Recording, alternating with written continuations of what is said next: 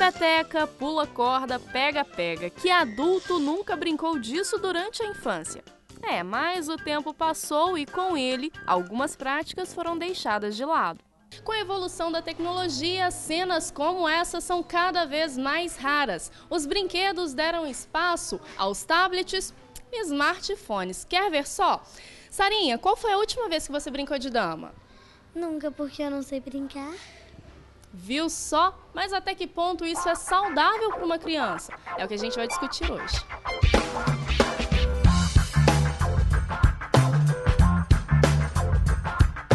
Hoje em dia não seria possível que elas não brincassem virtualmente, né? Mas é uma coisa que é interessante, é importante, os jogos, tem muitas coisas boas, mas não pode se limitar a isso, né? Porque além da atividade física da criança, a brincadeira real, ela gera uma atividade física, ela trabalha a coordenação motora das crianças, ela trabalha a interação, coisa que muitas vezes os jogos virtuais não vão permitir.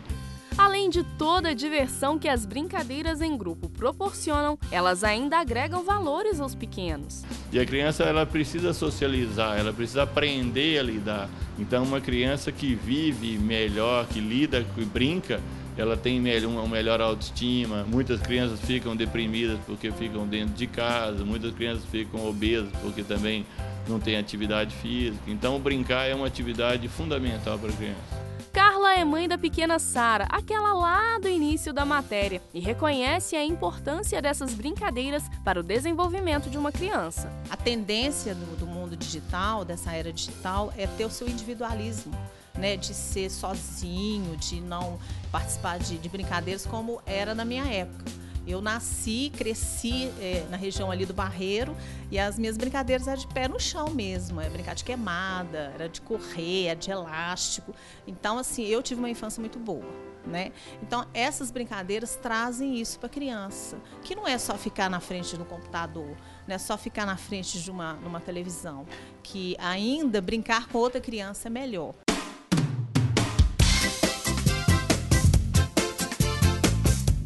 Tiúli trabalha há mais de 10 anos com o público infantil e ainda se assusta com a dependência tecnológica dos pequenos. Mas eu fico me perguntando como é que a gente sobreviveu, eu com 51 anos, como é que a gente sobreviveu sem internet, sem essa informação aos montes que a gente tem hoje, né? Então eu fico imaginando o quanto isso facilita para as crianças no trabalho escolar, no desenvolvimento pedagógico, né? Agora, eu sinto que faz falta também aquele tempo que a criança... Eu lembro que recentemente no Tiúli nós fizemos um quadro onde que a gente ensinava as crianças as brincadeiras antigas, pular corda, jogar peão e brincar de cachorrinho sai de casa. E nós trouxemos 15 crianças para gravar esses quadros. Muitas delas nós tivemos que literalmente ensinar a brincadeira, porque elas não sabiam, né? Imagina, no meu tempo juntava menino e menina, a gente brincava daquelas coisas de pular elástico. Teve muitas meninas que a gente gravou o quadro, que a gente até ficou até legal o quadro, que elas mesmas aprenderam a brincadeira, que elas não sabiam nem do que se tratavam.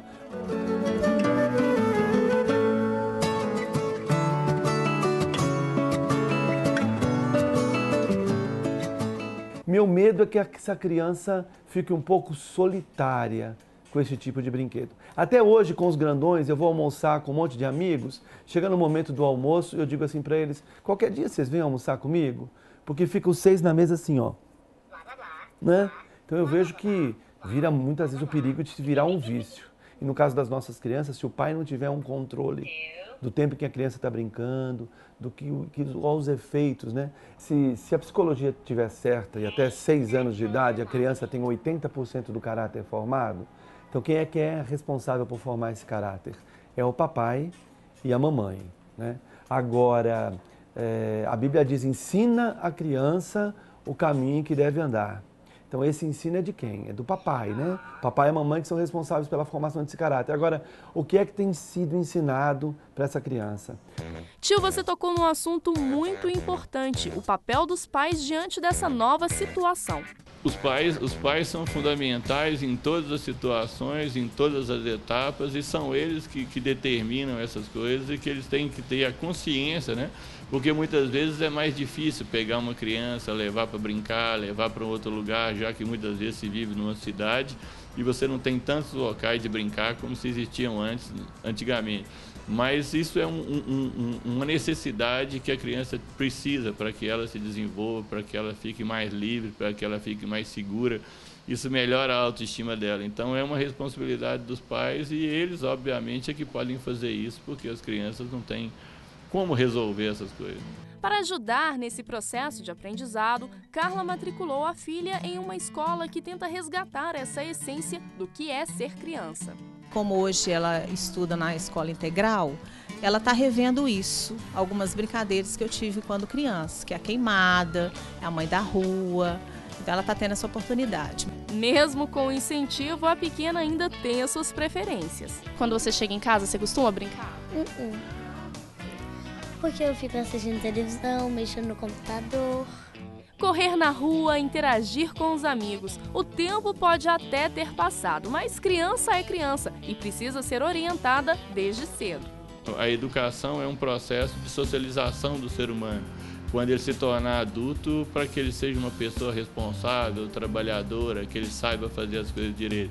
E o brincar é uma forma que a criança aprende as coisas como se fosse um faz de contas, mas é uma realidade fictícia, mas que se aprende valores, princípios, aprende a competir, a cooperar, aprende a amizade. Isso você não aprende sozinho dentro de casa, num computador ou numa situação assim. Então, a interação é fundamental para o ser humano.